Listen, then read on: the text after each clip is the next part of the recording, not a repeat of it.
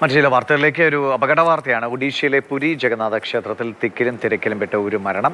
രഥയാത്ര കാണാൻ എത്തിയ ആളുകളാണ് ഈ അപകടത്തിൽപ്പെട്ടത്. 120ഓളം പേർക്ക് പരിക്കേറ്റു എന്നതാണ് വിവരം. വിഷ്ണു പ്രസാദ് വിവരങ്ങളുമായിട്ടുണ്ട്. വിഷ്ണു, ഈ പരിക്കേറ്റവരിൽ ആരെങ്കിലും നില ഗുരുതരമാണോ? ഇപ്പോൾ നിലവിൽ സ്ഥലം സാഹചര്യങ്ങളൊക്കെ നിയന്ത്രണ വിധേയമാണോ?